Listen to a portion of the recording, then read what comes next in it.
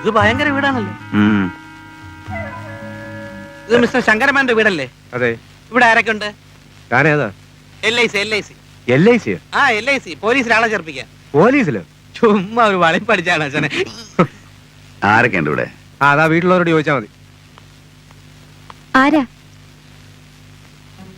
എന്ത് വേണം?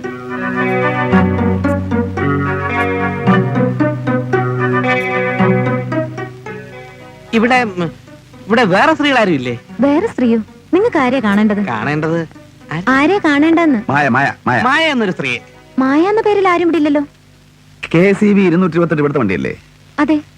ഇന്നലെ വൈകുന്നേരം ടൗണിൽ വെച്ച് 2 സ്ത്രീകൾ ആ കാർ കയറി പോകുന്നുണ്ട്. അതെന്റെ അമ്മായിയും ചേച്ചിയുമാ. ആ ചേച്ചിയെ തന്നെ നമ്മൾ ഉദ്ദേശിച്ചത്. മായ എന്നല്ലേ അവരുടെ പേര് അല്ലേ? ചേച്ചിയുടെ പേര് ലത എന്നാണ്. ആ ലതാന്നാ പറഞ്ഞത്, നമുക്ക് തെറ്റിയതാ. ചേച്ചി എങ്ങനെ അറിയാം? അതിപ്പോ 2 ദിവസം മുമ്പ് അവരെ. എനിക്ക് ചേച്ചിയെ പരിചയമുണ്ട്. ചേച്ചി ഏതായാലും ഇപ്പൊ ഇവിടെ ഇല്ല, ഷോപ്പിങ്ങിന് പോയിരിക്കാ. കാര്യം എന്താണെന്ന് പറഞ്ഞാ വരുമ്പോ പറയാം. അയ്യോ അങ്ങനെ വേറെ പ്രശ്നമൊന്നുമില്ല. അന്ന് അന്വേഷിക്കാൻ പറഞ്ഞ കേസ്. ഞങ്ങള് പിന്നെ വരാം. ചോദിക്കണ്ടേ? എക്സ്ക്യൂസ് മീ, നിങ്ങൾ എവിടെയോ വെച്ച്? എന്നെ? നിങ്ങളല്ല, ഇദ്ദേഹത്തെ. നിങ്ങൾ ഉഷയുടെ ബ്രദർ അല്ലേ? അതെ. എനിക്ക് ആദ്യമേ സംശയം തോന്നി. ഞാനും ഉഷയും പ്രീ ഡിഗ്രിക്ക് ഒരുമിച്ചായിരുന്നു. അന്ന് ഞങ്ങൾ ഒരുമിച്ച് വീട്ടിൽ വന്നപ്പോ കണ്ട ഓർമ്മയാ. ഉഷ ഇപ്പൊ എവിടെ? ഉഷ ഇപ്പൊ കല്യാണം കഴിഞ്ഞ് ബോംബെയിലല്ലേ? ഉഷയുടെ വീട്ടിൽ ചെന്ന കണ്ടിട്ടില്ലേ? ഇല്ലല്ലോ. അച്ഛനും അമ്മയൊക്കെ നാട്ടിൽ തന്നെ ഉണ്ട്. ഇവിടെ എന്ത് ചെയ്യുന്നു? ഞങ്ങൾ ഇവിടെ ഒരു ബിസിനസ് നടത്തുന്നു. ഒന്നും മിണ്ടായിരിക്കടാ. ഞങ്ങൾക്ക് ഇവിടെ ചെറിയൊരു സെക്യൂരിറ്റി ഏജൻസി ഉണ്ട്. അയ്യോ ചെറുതൊന്നുമല്ല, വലുത്. വലിയ വീടും കോമ്പൗണ്ടും ഒക്കെ ആണല്ലോ. ഇവിടെ സെക്യൂരിറ്റി ആരെങ്കിലും വേണ്ടേ? വേണ്ട, പട്ടിയുണ്ട്. വരട്ടെ. ശരി.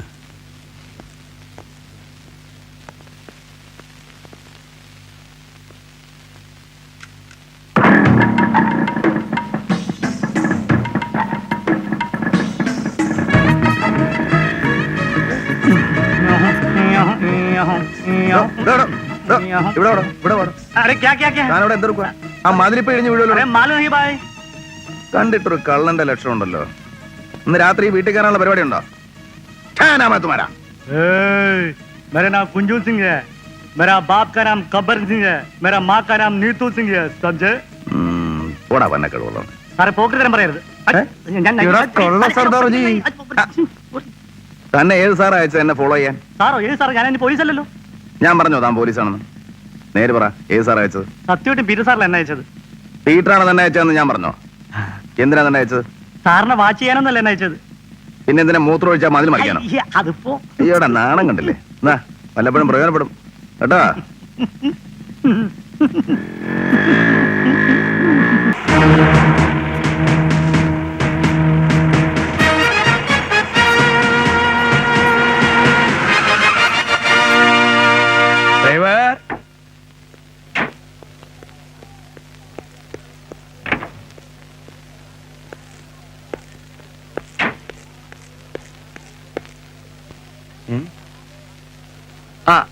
എടുത്തു. CI പീറ്റർ എവിടെ? ബോഡി പോസ്റ്റ്മോർട്ടത്തിന് കൊണ്ടുപോയിരിക്കാം. സാറും കൂടെ പോയിട്ടുണ്ട്. ഓ, ശവത്തിന് കാവൽ വെക്കാൻ അവനെ കൊള്ളുള്ളൂ. പാവതികളിരിക്കൂ. താനുണ്ടായിരുന്നു എവിടെ? ഇവിടെ എന്താ സംഭവിച്ചത്? ഒരു കൊലപാതകം നടന്നു, അത്രേ ഉള്ളൂ. ആരാ മരിച്ചത്? സുരേഷ്, ഇവരുടെ ഒരു കസിനാ. നിങ്ങളോട് ചോദിച്ചില്ല. നിങ്ങളുടെ പേരെന്താ സിസ്റ്റേഴ്സ്? പേരില്ലേ? അതൊക്കെ അവർ CIയോട് പറഞ്ഞു കഴിഞ്ഞു. നോ നോ, എന്നോടാ പറയേണ്ടത്. I am senior officer. പേര് പറഞ്ഞേ. എന്റെ പേര് ലത, ഇവളെന്റെ അനിയത്തി മാലിനി. കൊല്ലപ്പെട്ടയാൾ ഏത് വഴിക്കാ നിങ്ങളുടെ കസിൻ? അച്ഛന്റെ ജ്യേഷ്ഠന്റെ മകൻ. ഈ സുരേഷിന് ആരൊക്കെ ഉണ്ട്? ആരുമില്ല, ഒറ്റ മകനാ. അച്ഛനും അമ്മയും നേരത്തെ മരിച്ചു. നിങ്ങൾക്ക് ആരൊക്കെ ഉണ്ട്? അച്ഛൻ മാത്രമേ ഉള്ളൂ. അദ്ദേഹത്തിന് എന്താ ബിസിനസ്? എല്ലാം വിശദമായി CS സാറിനോട് പറഞ്ഞിട്ടുണ്ട്. I don't care. Tell me, എന്താ ബിസിനസ്? എസ്റ്റേറ്റ് ഉണ്ട്. അത് ശരി. അപ്പൊ ഭാഗം വെക്കാത്ത സ്വത്ത് ചേട്ടന്റെ മകൻ ഷെയർ ചോദിച്ചു, ഇളയച്ചൻ കൊടുത്തില്ല, വഴക്ക്, കൊല. It is so simple. ഇവരുടെ അച്ഛൻ കുറെ കാലമായി ഹാർട്ട് അറ്റാക്ക് കഴിഞ്ഞ് കിടപ്പിലാണ്. ഞാൻ തന്നോട് ചോദിച്ചില്ല, തനിക്ക് വല്ല അറ്റാക്ക് വന്നിട്ടുണ്ടോ? കുറെ നേരെ ചൊറിഞ്ഞു ചൊറിഞ്ഞു നോക്കണേ. താ ഒരു കാര്യം ചെയ്യും, ഒരു ഡമ്മി ടെസ്റ്റ് അറേഞ്ച് ചെയ്യാ. ഒരു ഡമ്മി വെറുതെ മുകളിലേക്കെറിയ, ഒരു ഡമ്മി താഴ്ത്തിക്കിട. ഇതിന്റെ രണ്ടിന്റെ ഇടയ്ക്കുള്ള ഡിസ്റ്റൻസ് ഒരു ചെറിയ സ്കെയിൽ വെച്ച് അളക്കുക. അത് എത്രയാണോ അതായിരിക്കും കൊലപാതകയുടെ വയസ്സ്. താൻ നോക്കണ്ട, ഡമ്മി ടെസ്റ്റ് ഞാൻ തെളിയിക്കും. നിങ്ങൾ എന്ത് കുന്തം വേണം തെളിയിക്ക്. താൻ ആരെ വയലുണ്ട് നോക്കിക്കണേ. പോയി ഡമ്മി തയ്യാറാക്ക്, ഇല്ലെങ്കിൽ തന്നെ ഞാൻ മോളിൽ താഴ്ത്തിക്കിടും. ശരി. ചെല്ലിടും.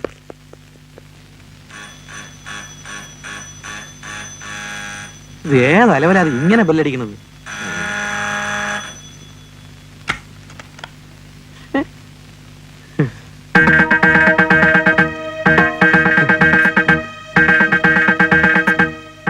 അപ്പോഴേ വാടക കിട്ടിയിട്ട് മാസങ്ങൾ കുറെ ആയി. മനഃപൂർവ്വം അല്ല, ഉടനെ തരാം. മനഃപൂർവ്വം അല്ലാന്ന് എനിക്കും അറിയാം. പക്ഷെ എനിക്കും ആവശ്യങ്ങളുണ്ടല്ലോ.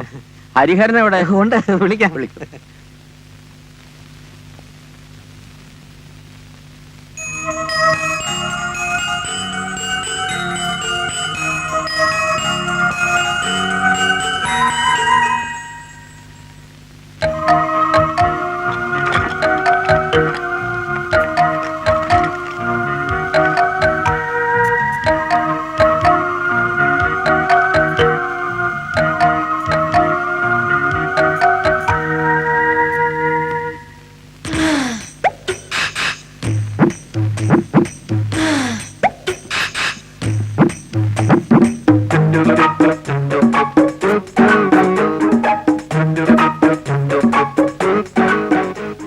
ആ പണിക്കരേട്ടൻ വാടകയ്ക്ക് വന്ന് നിപ്പോണ്ട്.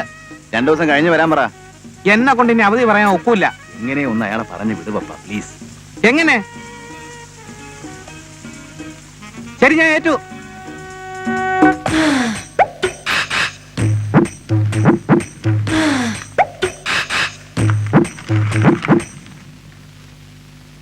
ആ ഇതാ പണിക്കരേട്ടാ, കംപ്ലീറ്റ് തുകയുണ്ട്. ഒരു റെസിപ്റ്റ് ഇതാ. 4 മാസത്തെ കാശ് ഒരുമിച്ചല്ലേ തന്നത്? 4 മാസത്തെ രസീതും ഒരുമിച്ച് അങ്ങോട്ട് തരാം. നാളെ ഉച്ച കഴിയുമ്പോഴത്തേക്കെങ്കിലും.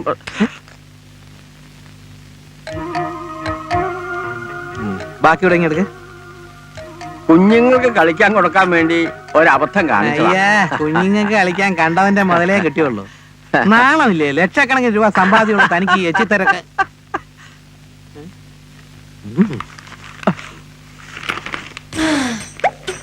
ഇതും കുഞ്ഞുങ്ങൾക്ക് കളിക്കാനാ? ശരി കൂടെ വലിയ കുഞ്ഞുങ്ങൾക്ക് കളിക്കാൻ. ക്യാപ്റ്റാ. ഇത് നമ്മൾ തമ്മിൽ മാത്രം അറിഞ്ഞാൽ മതി, അയാളെ അറിയിക്കൊന്നും വേണ്ട. ശരി, എന്നാ ഒരു 100 റുപ്പീസ് ഇങ്ങെടുത്തേ.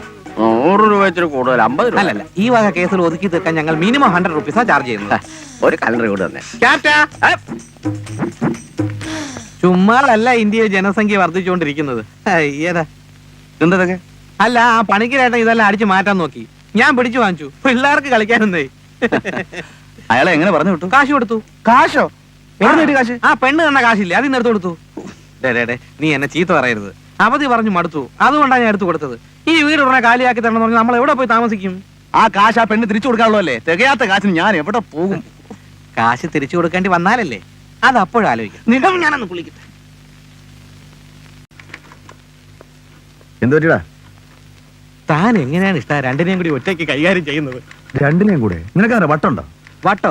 അത് ആർക്കാണെന്ന് ഉടനെ തന്നെ മനസ്സിലാവും. ഞാൻ അന്ന് പറഞ്ഞില്ലേ, ഞാൻ എന്തെങ്കിലും സ്വപ്നം കണ്ടാൽ. എന്റെ പൊന്നുമോനെ ആവശ്യമില്ലാത്ത സ്വപ്നം കാണല്ലേ. എനിക്ക് അതിനുള്ള ആരോഗ്യമില്ല. റോസ്മേരി ഡാർലിംഗ്, ഇവൻ ആവശ്യമില്ലാത്ത സ്വപ്നം കാണുന്നുണ്ടോ എന്ന് നോക്കിക്കോളൂ. റോസ്മേരി. എന്തോ? ഒന്നുമില്ല. അയ്യോ, സുരേഷ് കൊല്ലപ്പെട്ടതിന്റെ തലേദിവസം രാത്രി ഇവർ സുരേഷുമായി വഴക്കുകൂടിയിരുന്നു. ആ ബാറിലെ ജോലിക്കാരനായ ഇയാൾ ദൃക്സാക്ഷിയാണ്. നിസാര വാക്ക് തർക്കത്തിൽ തുടങ്ങിയ വഴക്ക് കയ്യാങ്കളിയിലാണ് അവസാനിച്ചത്. വീണ്ടും കാണാമെന്ന ഭീഷണി മുഴക്കിയിട്ടാണ് ഇരുകൂട്ടരും പിരിഞ്ഞത്. ചുവർ അവരെ കൊണ്ടേക്കോളൂ സാർ. കൊല്ലപ്പെട്ട സുരേഷിന്റെ ജീവിതം ആകെ കുത്തഴിഞ്ഞായിരുന്നു. അതുകൊണ്ട് അയാൾക്ക് ഒരുപാട് ശത്രുക്കളുമുണ്ട്. മുമ്പ് നടന്ന കൊലപാതകങ്ങൾ ഇതുമായി ഏതെങ്കിലും രീതിയിൽ ബന്ധമുണ്ടോ എന്ന് ഞാൻ സംശയിച്ചു. കാരണം 2 കൊലപാതകങ്ങളും നടന്നത് .38 റിവോൾവർ കൊണ്ടാണ്. ചിലപ്പോൾ അതൊരു കോയിൻസിഡൻസ് ആവാം. ആ കേസിന് വ്യക്തമായ തെളിവുകളൊന്നും കിട്ടാത്തതുകൊണ്ട് ആരെയും ഇതുവരെ. എന്റെ അമ്മോ, വില്ലനാരാന്ന് ഞാൻ നോക്കിപ്പോ 23-ാം തീയതി നോക്കാൻ പറ്റിയിരിക്കാ. ഞാൻ ഇത്രയും ഗൗരവമായ കാര്യങ്ങൾ വായിലെ വെള്ളം പറ്റിച്ച് പറഞ്ഞുകൊണ്ടിരിക്കുമ്പോ സാറ് പൂമ്പാറ്റം വായിച്ചോണ്ടിരിക്കുകയാണ്. അതങ്ങൾ തന്നെ. താനിപ്പോ എന്താ പറഞ്ഞേ? അയ്യോ, ഇവിടെ നിന്ന് ആൾക്കാരൊക്കെ ഇവിടെ പോയി. നമുക്ക് ഒന്നേം തുടങ്ങാം. ഇവിടെ അടുത്ത നഴ്സറി ഉണ്ട്. നല്ല പൂക്കളൊക്കെ കിട്ടും. പൂക്കൾ മാത്രമല്ല, നെല്ലിക്കയും കിട്ടും. നെല്ലിക്ക എന്തിനാണ്? തളം വെക്കാൻ. അയാളിപ്പോ എന്താ പറഞ്ഞേ? തളം വെക്കാൻ പീറ്റർ സാർ ഇടയ്ക്കിടയ്ക്ക് എന്നോടും പറയാറുണ്ട്. അയ്യോ, പൂമ്പാറ്റ. സാറേ, ഈ പൂമ്പാറ്റ വായിച്ചിട്ട് എനിക്കും തരണേ. താൻ എന്തോട് വിചാരിച്ചത്? പീറ്റർ സാറ് പറഞ്ഞു ശരിയാ, തന്റെ തലയിൽ നെല്ലിക്കത്തോ തന്നെ വെക്കണം. പോണോ ഇങ്ങനെ ഡ്യൂട്ടി ഫസ്റ്റ് ഇല്ലാത്തവരെ ഡിപ്പാർട്ട്മെന്റ് കിട്ടിയ എങ്ങനെ ഞാനിത് കൊണ്ടുവെടുക്കുക? ഞാനൊരു കാര്യം പറയാം, മുഴുവൻ കേൾക്കുന്നതിന് മുമ്പ് ക്യാപ്റ്റൻ കയറി എതിർക്കരുത്. സേഫ് സെക്യൂരിറ്റി സർവീസ് അവരുടെ പുതിയ ഡിവിഷൻ ആരംഭിക്കാൻ പോകുന്നു. Safe intelligence service. ഇന്റലിജൻസ്? അതെ, ഇന്നലെ രാത്രി ഞാനൊരു സ്വപ്നം തുടങ്ങി. അവന്റെ ഒടുക്കത്തെ ഒരു സ്വപ്നം ആ, കാണും. ഇത് കേൾക്ക്. നാട്ടിൽ കൂണുപോലെ സെക്യൂരിറ്റി സർവീസുകൾ തുടങ്ങിക്കൊണ്ടിരിക്കുകയാണ്. ഇനിയുള്ള കാലം ഇതിനെ മാത്രം തമ്പിക്കൊണ്ടിരുന്ന ഒന്നും നടക്കില്ല എന്റെ പൊന്നെ. അതുകൊണ്ട് പതുക്കെ നമ്മുടെ ലൈൻ ഒന്നും മാറ്റുന്നു. ഗ്ലോബ് ഡിക്റ്റേറ്റീവ് ഏജൻസിയെ പോലെ, പ്രീമിയർ ഡിക്റ്റേറ്റീവ് സർവീസിനെ പോലെ സേഫ് സെക്യൂരിറ്റി സർവീസ് അവരുടെ പുതിയ ഡിവിഷൻ തുടങ്ങാൻ പോകുന്നു. ഇതുവരെ എനിക്ക് സംശയം ഉണ്ടായിരുന്നുള്ളൂ, ഇപ്പൊ ബോധ്യായി. എന്ത്? നിനക്ക് വട്ടാണെന്ന്. പല മഹാന്മാരും വട്ടന്മാരായിരുന്നു ബ്രദർ. സേഫ് സെക്യൂരിറ്റി സർവീസ് അവരുടെ ജെയിംസ് ബോണ്ട് ഡിവിഷൻ ആരംഭിക്കും.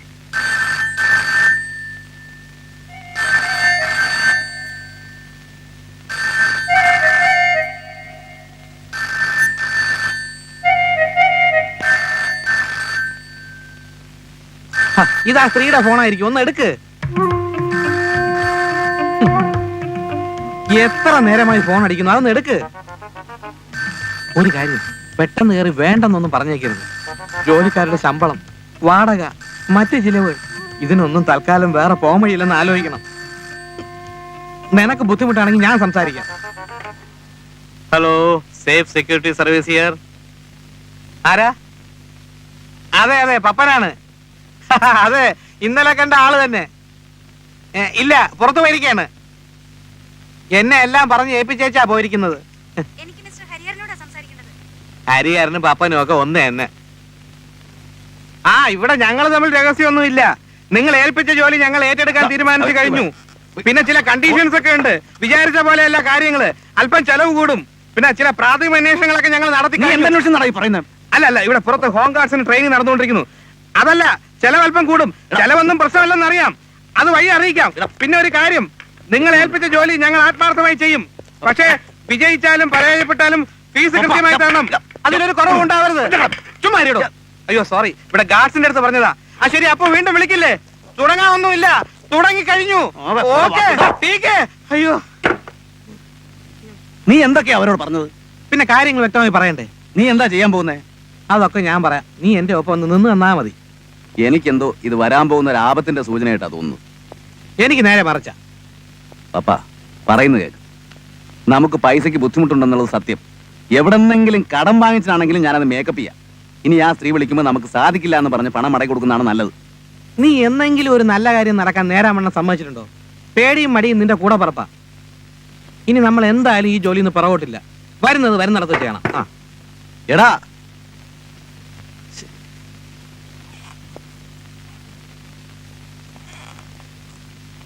ആ കൊശവൻ സിഐ നിങ്ങൾ ഉപദ്രവിച്ചോ? ഒരുപാട് ഉപദ്രവിച്ചോ മോളെ? ഇങ്ങനെ ചെറുതായിട്ട് ഇങ്ങനെ ഇത്തിരി തൊലി വെളുപ്പും സൗന്ദര്യം ഉണ്ടെന്ന് വിചാരിച്ച് ഡിപ്പാർട്ട്മെന്റിൽ ഷൈൻ ചെയ്യാൻ ഒക്കില്ല. Never. അയാള് വെറും ഒരു കഴുതയാ. വെറും തടി മാത്രമേ ഉള്ളൂ, പൊണ്ണത്തടി. അയാളെ തലയിൽ മുഴുവൻ പിണ്ണാക്ക. ഈ പിണ്ണാക്കിനും വെളിച്ചെണ്ണയ്ക്ക് ഇപ്പൊ മാർക്കറ്റിൽ എന്താ വില? അതുകൊണ്ട് ഞാൻ ഇപ്പൊ പശുക്കൾക്ക് കൊടുക്കുന്നത് പരുത്തിക്കുര. പരുത്തിക്കുര നല്ലതല്ലേ? അപ്പൊ നിങ്ങൾ പോയിക്കോ. ആവശ്യമുണ്ടെങ്കിൽ ഞാൻ വീണ്ടും വിളിപ്പിക്കാം. ശരി സാർ. മോള് വന്നോളട്ടോ. പോടാ. സൂക്ഷിച്ചു നോക്കണ്ട.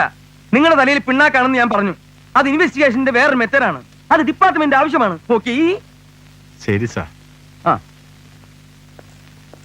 ഞാൻ ഇപ്പൊ എന്താ ചെയ്യേ?